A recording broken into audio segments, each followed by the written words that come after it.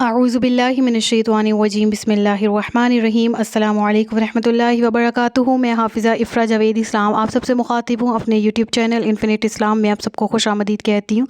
उम्मीद करती हूँ आप सब खैरियत से होंगे, ज़िंदगी पुरसकून पुरइत्मीनान और ईमान बिलखैर गुज़र रही होगी। आज के लेक्चर में हम कवर करेंगे हज़रत खिज़र अलैहिस्सलातु वस्सलाम के तारुफ़ को। और जैसा कि हम हज़रत मूसा अलैहिस्सलातु वस्सलाम का तारुफ़ पढ़ के आ चुके हैं, और सूरतुल कहफ़ में वाक़या अस्हाबुल कहफ़ के बाद जो दूसरा वाक़या बयान किया गया है वो हज़रत मूसा और हज़रत खिज़र अलैहिस्सलातु वस्सलाम की मुलाकात का है। तो हम इंशाअल्लाह सीखेंगे उस मुलाकात की वजूहात क्या थी और उनसे मिलने वाला दर्स हिदायत हमें क्या सिखाता है। लेकिन याद रहे कि हज़रत मूसा का तारुफ़ भी ज़हन में होना लाज़िम व मलज़ूम है, और उनके तारुफ़ की सीरीज़ जो हैं वो क़िस्सतुल अंबिया में मौजूद हैं। उस प्ले लिस्ट का लिंक इंशाअल्लाह डिस्क्रिप्शन में आपको मिल जाएगा, वहाँ से आपने हज़रत मूसा अलैहिस्सलातु वस्सलाम का तारुफ़ पढ़ना है। आज का जो लेक्चर है वो हज़रत खिज़र अलैहिस्सलातु वस्सलाम के तारुफ़ के बारे में, ताकि पहले तारुफ़ मालूम हो तो ही फिर वाक़े की तरफ जाया जाए, ताकि बेहतरीन तरीके से इस वाक़े की समझ आ सके। तो उनके नाम और नसब के बारे में पहले बात कर लेते हैं। नसब मतलब उनके आबा व अजदाद, उनकी जो नस्ल है, उनके जो आबा हैं वो किस तरह से हज़रत नूह अलैहिस्सलातु वस्सलाम से मिलते हैं, उसका ज़िक्र पढ़ते हैं। देखिएगा कि यहाँ पर जो रेफ़रेंस है वो इमाम क़ुतैबा के नज़दीक है कि उन्होंने बयान किया है इब्न कसीर में, और आपने लिखा है कि उनका नाम बलिया बिन मलकान बिन नाफ़िर बिन आजिज़ बिन शानेह बिन अरफ़खशंद और बिन साम बिन नूह अलैहिस्सलातु वस्सलाम है। ठीक है, तो उनके नाम के बारे में अगर बात की जाए तो उनके नसब जो हैं वो मुख्तलिफ़ रिवायात से साबित हैं कि वो हज़रत नूह से किस तरह से मिलते हैं। ठीक है, दायरतुल मारिफ़ में भी है कि बलिया बिन मलकान, तो नाम उनका वहाँ पर भी ऐसे ही मेंशन है, लेकिन उसके बाद जो उनके आबा हैं उनमें इख्तलाफ पाया जाता है। कहा जाता है कि बलिया बिन मलकान बिन कौने बिन आमिर बिन सानेह बिन अरफ़खशंद बिन साम बिन नूह। तो थोड़ी सी चेंजिंग आती है, लेकिन मैंने एक रिवायत आपके सामने लिख के स्लाइड में बयान कर दी है, और जो इख्तलाफी दूसरी रिवायात हैं वो भी वजह हैं दीगर जो रिसर्चर्स हैं, दीगर जो इमाम हैं उन्हों की रिवायात के नज़दीक, लेकिन एक यहाँ पर आपको बयान कर दी गई है। अगर मज़ीद चलें तो सही बुखारी में अगर इनका नाम मिलता है तो वो हमें खिज़र मिलता है। खिज़र भी बोला जा सकता है, खिद्र भी बोला जा सकता है। अगर दौद है तो खिद्र होगा, अगर ज़ौद प्रोनंसिएशन में है, ज़बान पर है, तो खिज़र पढ़ा जाएगा। और खिज़र है, ख़िज़र है, ख़ाज़िर है, इसके बारे में आगे चल के मैं आपको बताऊँगी कि सही इमला इसकी है क्या। तो खिज़र वैसे कहते किसको हैं, ये इसके मायने हैं हरा भरा होना। ठीक है, और बुखारी शरीफ की हदीस भी है कि खिज़र के मायने हरा भरा होने के हैं कि जिस जगह आप बैठ जाते तो वो कैसी ही ज़मीन क्यों ना होती, वहाँ पर घास उग जाती और वो सरसब्ज़ हो जाती। और इसी वजह से नाम तो उनका बलिया था, लेकिन उनकी जो उनका लक़ब मशहूर हुआ वो खिज़र हुआ कि हरा भरा कर देने वाले, हरे भरे। ठीक है, इसके अलावा बात कर ली जाए कि इस नाम की प्रोनंसिएशंस क्या हैं, तो लफ़्ज़ जो खिद्र है उसके अरबी लुगत में जो प्रोनंसिएशन है वो तीन तरह से हैं। एक तो ख़ा के नीचे ज़ेर और दौद के ऊपर जिज़म, यानी खिद्र, जैसे मैं इस वक्त प्रोनाउंस कर रही हूँ। ठीक है, इसको आप खिज़र भी कह सकते हैं। दूसरी प्रोनंसिएशन है ख़ा के ऊपर ज़बर और दौद के ऊपर जिज़म, यानी ख़द्र। ठीक है, और तीसरी प्रोनंसिएशन क्या है, ख़ा के ऊपर ज़बर और दौद के नीचे ज़ेर, यानी कि ख़ादिर, ख़ादिर। ठीक है, अब देखा जाए तो हमें जो प्रोनंसिएशन मशहूर है हम खिज़र कहते हैं, ख़ा के नीचे ज़ेर और दौद के ऊपर ज़बर। हालांकि ऐसी प्रोनंसिएशन हमें अरबी लुगत में नहीं मिलती, तो इसलिए बेहतर है कि जो ज़ुबान पे सहल हो वो अदा कर लिया जाए, कोई मसला नहीं है। तो अगर ख़द्र आसान है, ख़ादिर आसान है या खिद्र आसान है, तो आप इसमें से कोई भी प्रोनाउंस कर सकते हैं। जैसा मेरी ज़बान पे आसान है तो मैंने खिज़र बोल दिया। ठीक है, खिद्र बोल दिया, दौद या ज़ाद दोनों के साथ। ठीक है, तो इस तरह की प्रोनंसिएशंस का मलहूज़ रखना जो है वो लाजिम व मलज़ूम है। ठीक है, गलत बोलने से बेहतर है कि जो आपको ऑप्शंस दिए गए हैं उनमें से बेहतरीन जो आपकी ज़बान पर आसान है वो ज़बान पर जारी करें। ठीक है, इसके अलावा मुख्तलिफ़ अक़वाल हैं कि उनका ताल्लुक़ किस कौम से था, वो कब मबूस हुए, या वो नबी थे या नहीं थे। तो उनकी नबूवत के बारे में अगर बात कर लें तो इख्तलाफात तो बहरहाल मौजूद हैं कि आप नबी हैं या नहीं हैं, लेकिन जमहूर उलमा के नज़दीक वो नबी ही हैं, और इसकी दो वजूहात जो मेन हैं वो बयान की जाती हैं। ان میں سے ایک وجہ کیا ہے کہ حضرت موسیٰ علیہ الصلاۃ والسلام کو حکم ملا کہ آپ حضرت خضر علیہ الصلاۃ والسلام سے ملاقات کریں، ٹھیک ہے۔ ملاقات کا حکم کیوں دیا گیا کہ حضرت موسیٰ علیہ الصلاۃ والسلام کو فرمایا گیا کہ اس روئے زمین پر آپ سے زیادہ علم میں جو ہستی موجود ہیں آپ ان کی طرف جائیں، ان سے علم حاصل کریں، سیکھیں اور سمجھیں۔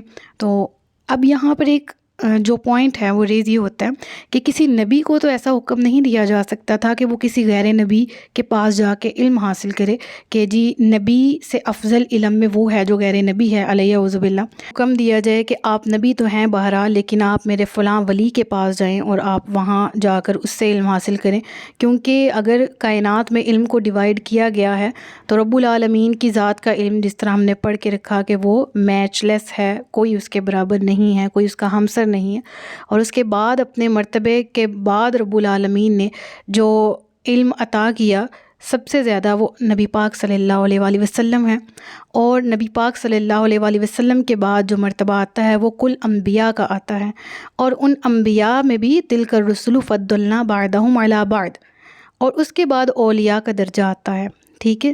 تو اگر یہ صرف اللہ کے ولی تھے تو بالکل بھی اللہ کے نبی کو حکم نہ ہوتا کہ وہ اللہ کے ولی کے ساتھ یعنی حضرت خضر کے پاس جائیں، ملاقات کریں ان سے اور ان سے علم حاصل کریں۔ تو یہ ایک پوائنٹ ہے جو کہ اس چیز کی دلالت دیتا ہے کہ حضرت خضر بھی اللہ کے نبی ہی تھے۔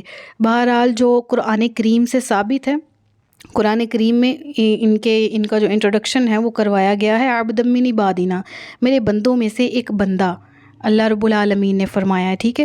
تو اس وجہ سے جو ہے وہ علماء اختلاف کرتے ہیں کہ اگر وہ نبی تھے تو وہ اس طرح کا صراحتاً ہمیں ذکر نہیں ملتا، لیکن بہرحال ان کو نبی مان لینا ہی بہتر ہے، کیونکہ یہی ادب کے زیادہ نزدیک ہے اور تقاضا بھی علم و ادب کا یہی ہے۔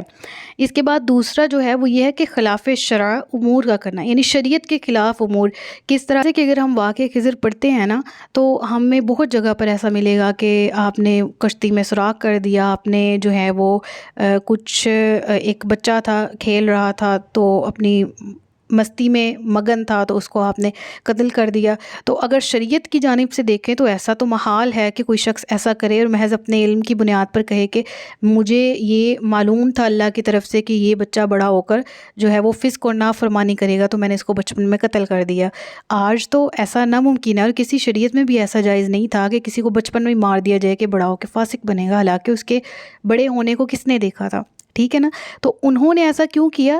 یہ تعلق رکھتا ہے سارے کا سارا امر وحی کے ساتھ، تو بلا شبہ اللہ نے وحی نازل فرمائی حضرت خضر کو، اور ان کو وحی کے ذریعے اس بات پہ آگاہ کرتے تھے کہ اب یہ کیا جائے اور یہ اس طرح سے امر کو سر انجام دیا جائے، اور حضرت خضر اسی کی روشنی میں کرتے گئے۔ ورنہ کسی ولی سے بھی محال ہے کہ وہ اپنے محض گمان، اگر ان کو صرف گمان ہوتا، جس طرح حضرت خضر کے واقعہ آئے گا باقاعدہ، ہم سورہ کہف میں پڑھیں گے، قرآن سے ثابت ہے کہ اس شخص کو بچے کو مار دیا گیا کہ اس کے والدین جو ہیں یہ اپنے والدین کے دین ایمان کے لیے خطرہ بن سکتا تھا، اس کا اپنا دین ایمان کوئی نہیں تھا تو میں نے اس کو قتل کر دیا۔